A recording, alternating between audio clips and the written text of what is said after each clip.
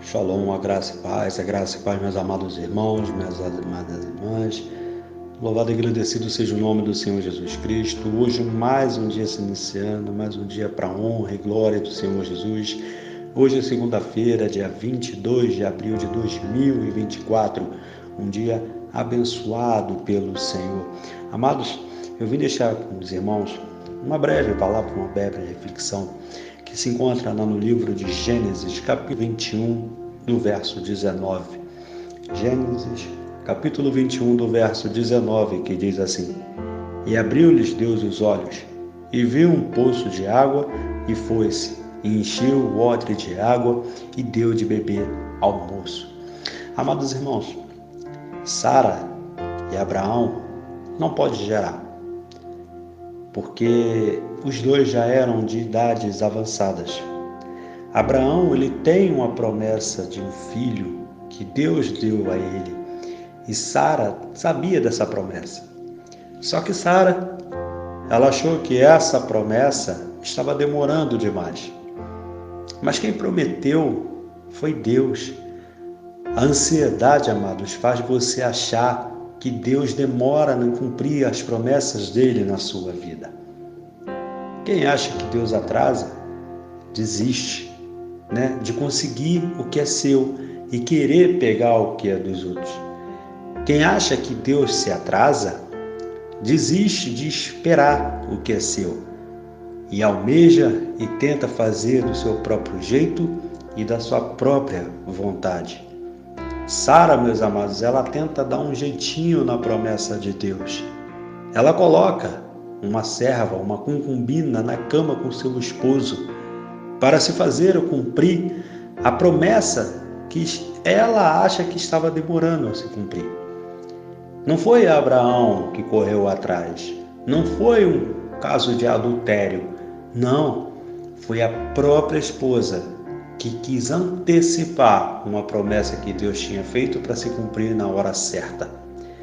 Não foi ela, não foi a Agar, a concubina, que se deitou com Abraão porque quis. Ela não adulterou. Foi Sara que não esperou a promessa se cumprir.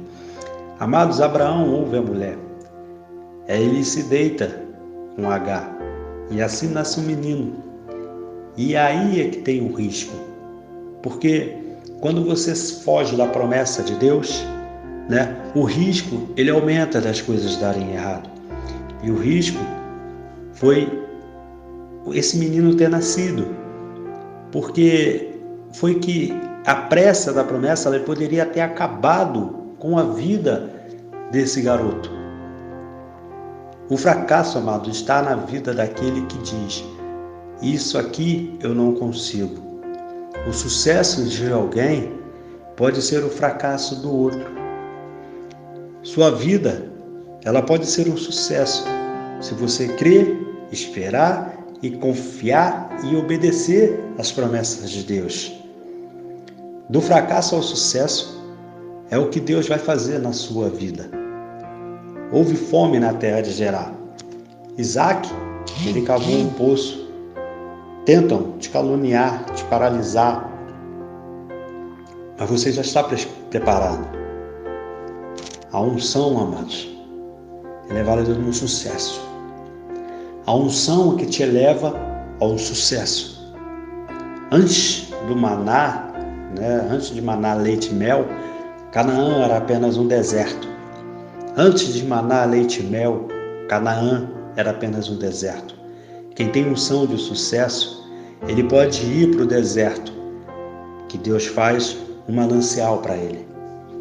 A criança nasceu e Sara não aceitou. E Sara não aceitou a criança mais. Abraão mandou eles ir embora. Ela vai para o deserto e coloca o filho debaixo de uma árvore.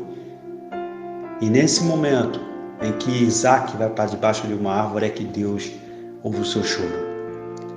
E Deus enviou uma resposta, uma providência à sua mãe, a Agar. Deus abriu os olhos e ela viu uma fonte. E a fonte que estava ali é a fonte que ela viu. A fonte Ela já estava ali há muito tempo, mas ela não tinha percebido que a fonte estava ali. Olha que interessante. Deus abriu os olhos dela, como nós vimos no texto.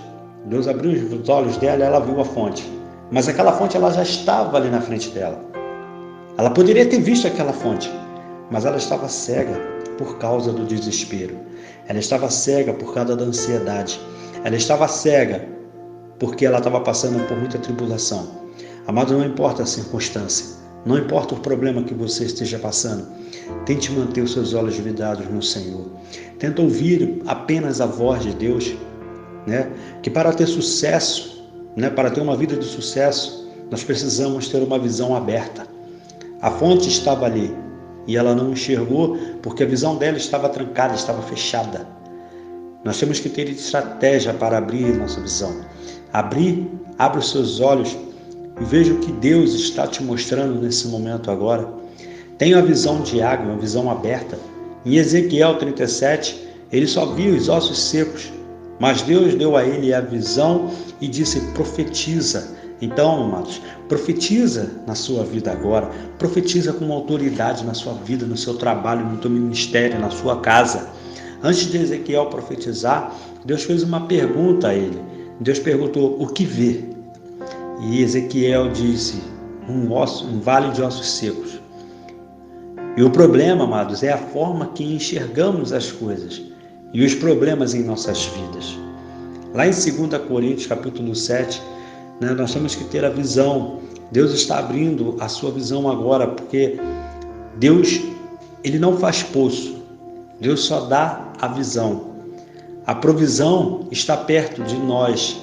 Deus nunca fala do jeito que você quer. Crescimento, amados, é guerra. É tempo de guerrear. Esse tempo chegou. A cada situação, Deus vai te dar uma visão de crescimento. Então, que você venha ter visão de águia nessa manhã. A provisão de sua vida já está perto de você. Você só precisa enxergar. Quem não tem visão, amado, se desespera junto com quem não tem. Eliseu, ele tinha visão em 2 Reis 6, 17 e 18. Mas o servo dele não tinha. Então, quando ele acordou, quando Geazi abriu a porta e viu aqueles carros de fogo, aquela carruagem, quando Eliseu viu aquele exército, aquele exército sírio, ele se apavorou, porque ele entrou em desespero, porque ele não tinha visão. E Eliseu já tinha visão. Eliseu, tranquilo, orou para Deus e pediu para que Deus orasse, abrisse a visão para que ele pudesse ver que maior que era que estava com ele do que estava naquele morro. Então, meus amados irmãos, não deixa uma visão de um fracassado, não deixa a visão de uma pessoa que não crê nela mesmo atrapalhar a visão que você tem, a visão de águia que você tem. Em Atos 9, 17 e 18, Saulo tinha escamas nos olhos. E assim como Deus fez com ele, ele vai fazer também com você. Deus hoje abre a sua visão.